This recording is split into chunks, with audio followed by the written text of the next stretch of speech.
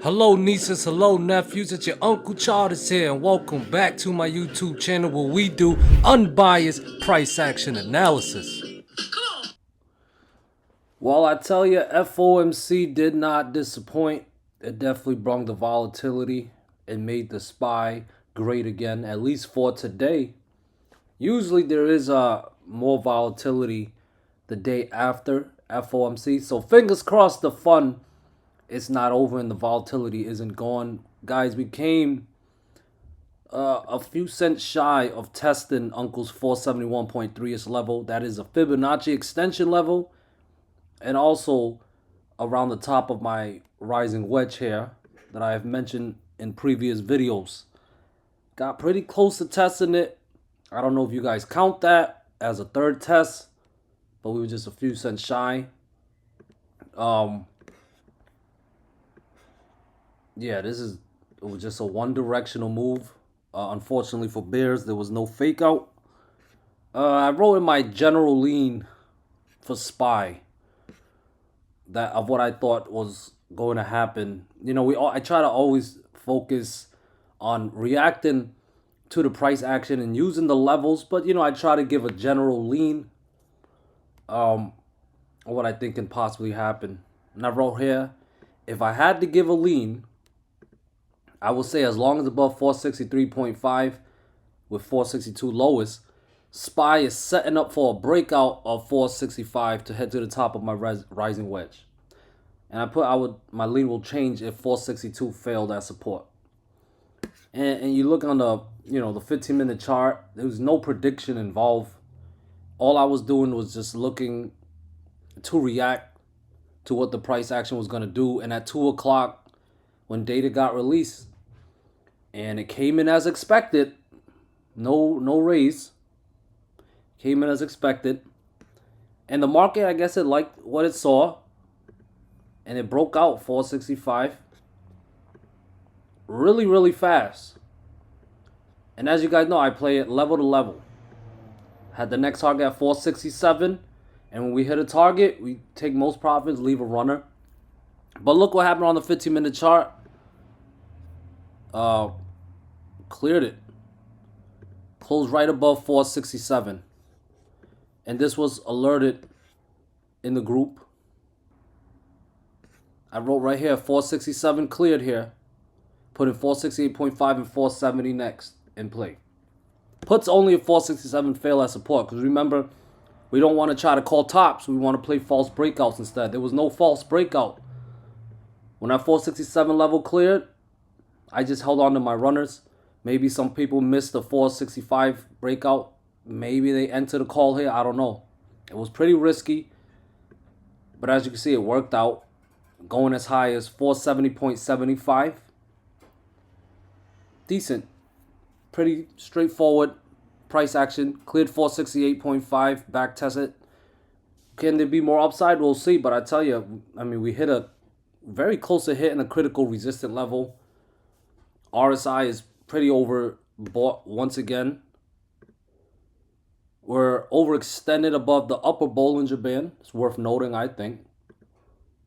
Okay, volume is decent, but I'm not trying to call a top here. But if we are gonna call a top, we might as well do it when we're around critical resistant level. Now, are we close to a critical resistant level? Pretty much, yes. But, like I say, we need confirmation. We need confirmation. So we can't just assume that we're just going to get selling pressure and the top is here. What I'm saying is, if it's truly a rejection from this resistance zone, we need to see breakdowns of support levels. That, once again, brings back the false breakout setup when we clear a resistance level and we break back below it. Or an exhaustion gap. Okay? Today, for all we know, a lot of people got bullish.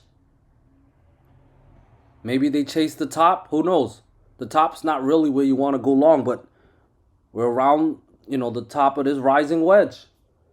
If a lot of people chase up here, we'll see what happens. But if enough people did it, market makers see that, they might end up gapping us down. Very possible. Okay. According to one of my Discord members, he was looking at the prices for the options prior to FOMC, and the put prices were way higher than the calls. So what was that telling me? It's like, yo, are more people buying puts causing the prices to go higher, buying demand type of stuff? And look what happened. We squeezed. We gotta follow the price action, guys, and not call tops and bottoms. You guys already know. So what's the plan now?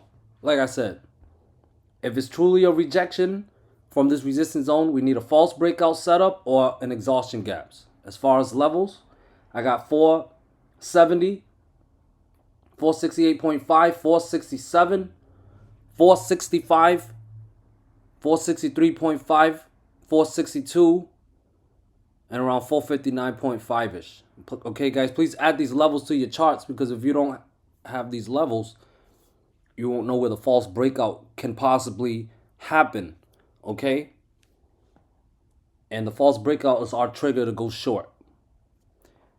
Now, if there is no pullback and the market decides it's going to squeeze higher, that next big target is at 471.3. Fib level and top of the rising wedge. If that level clears, guys, very possible we go in breakout mode of that based on this pattern, and we could head up higher. Another possibility is that there's liquidity up there. Market makers could try to give us a false breakout setup where they'll close above it, attack the liquidity, and then push price back down. There could be many possibilities that could happen. But overall, to be bullish from here, it would have to clear 471.3. What I would like to see if I was a bull is some consolidation. Day traders might not want to see that, but on the bigger chart like the daily and the weekly, something like this, you want to see some consolidation before a breakout. It'll make the breakout more legit when it finally happens. But the market's going to do what it wants to do.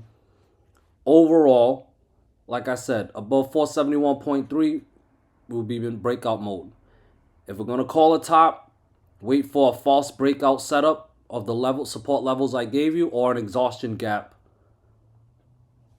similar to the one that we had in July. Okay, guys? So good luck for tomorrow. Let's move on to QQQ. I mentioned that the 398.75 level was a fib level, and above it would be bullish. And today it opened around 399.62, clearing more resistant levels, 400, 402, 404. It got to a high of 404.36, closed around 403.74, so it didn't quite clear 404. But if it does, tomorrow, the next critical fib level is at 405.4. So definitely a level to watch. Above it would definitely be bullish. Squeeze continues. But if we get a rejection there, and we'll have to break down support. And I have some, 404 as a level, but 402, 400, and 398.75 are support levels that would need to break down in order for us to be bearish. And if they do, especially below 398.75, I would definitely be bearish and favor a pullback. At least, 397, maybe down to 394.5-ish. Those would be downside targets. But overall, below 398.75, I would favor QQQ being in pullback mode. And above 405.41 tomorrow, squeeze continues. Okay, to be healthy, some chop would be healthy before a breakout. But, Mark's going to do what it wants to do, especially with FOMC today and the aftermath for tomorrow. So there could be some still more volatility. So we might not get any chop.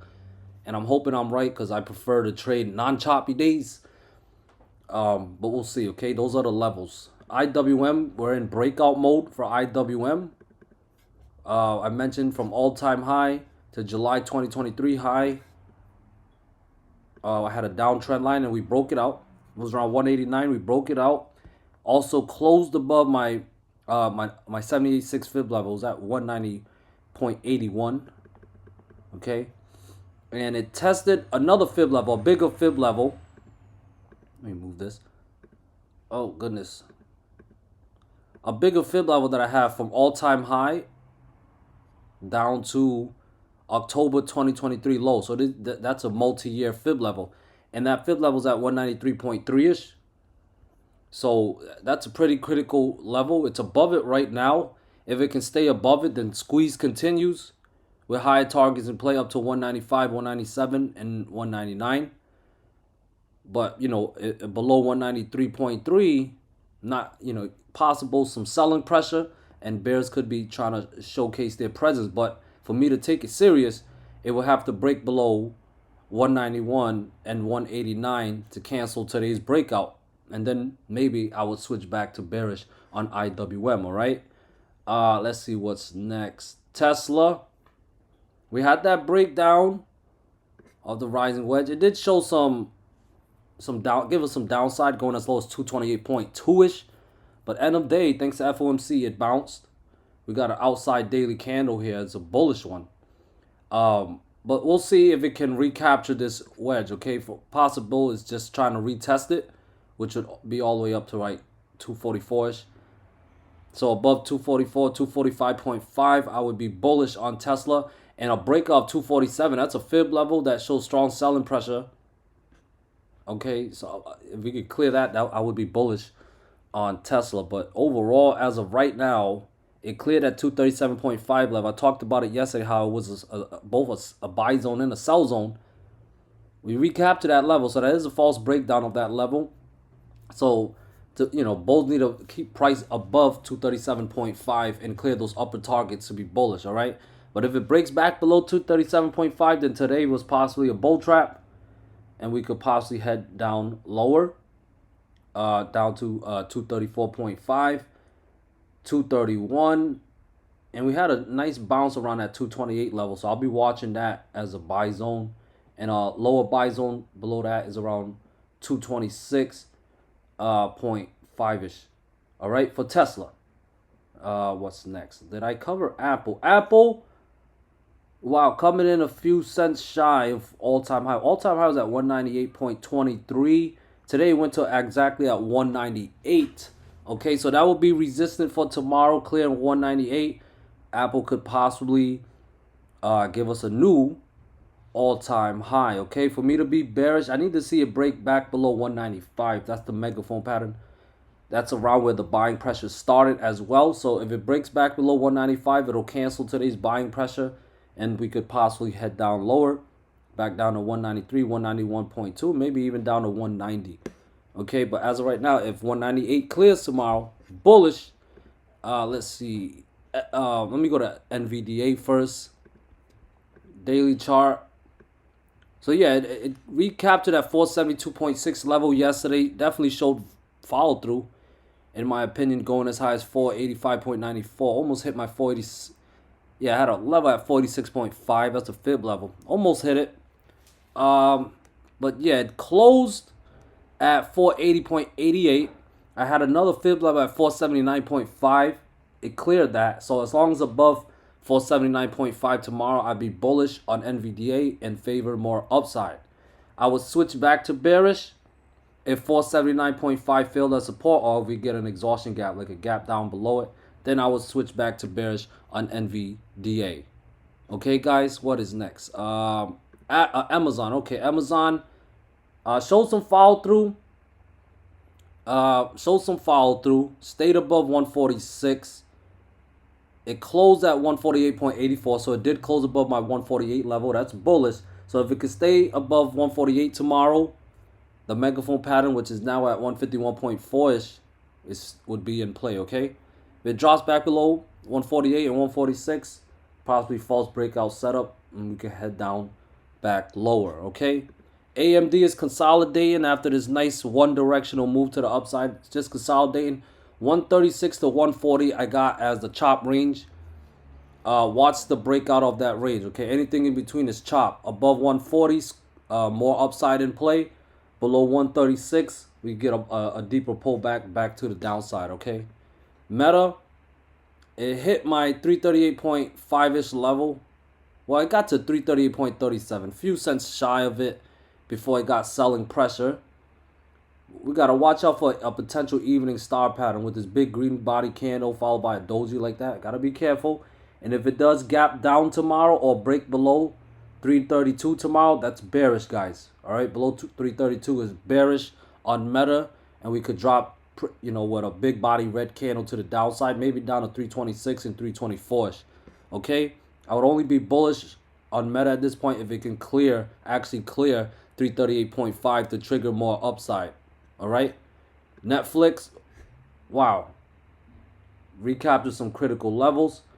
177.5 is one of them. As long as above 477.5, I'm bullish on Netflix. Yeah, resistant.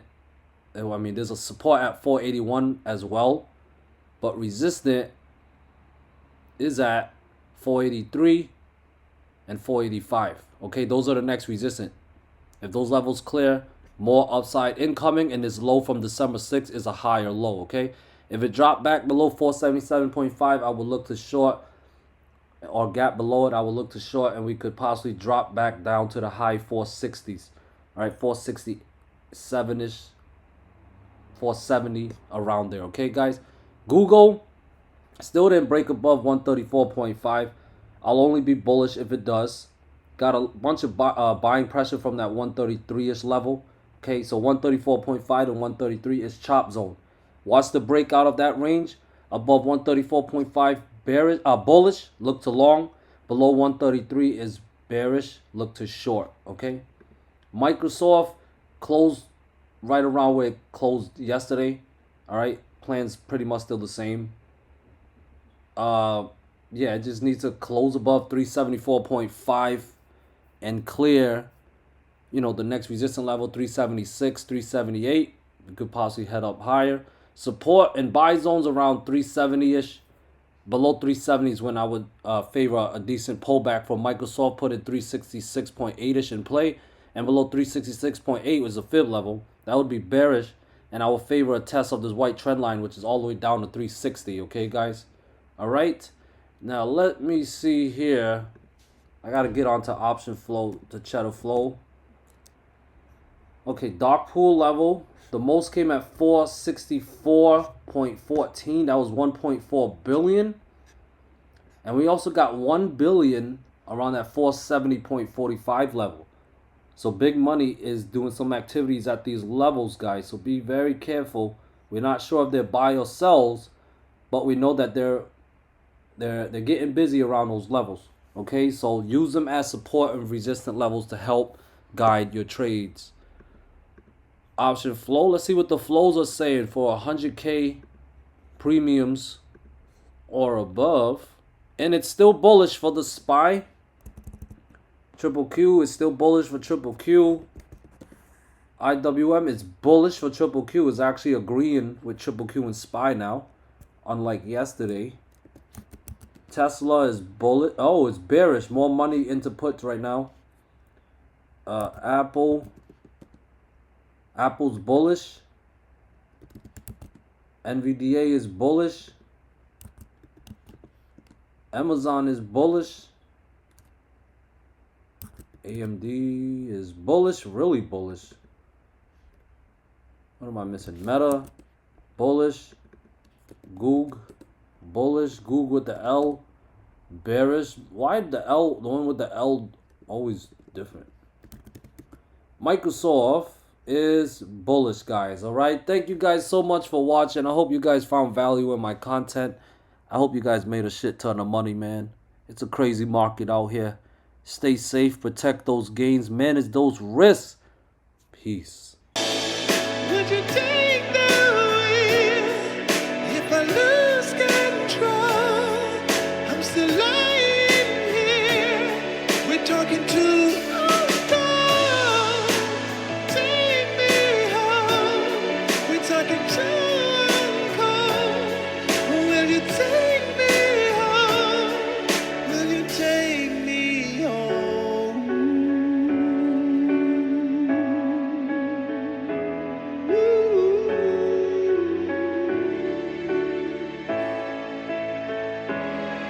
Yeah.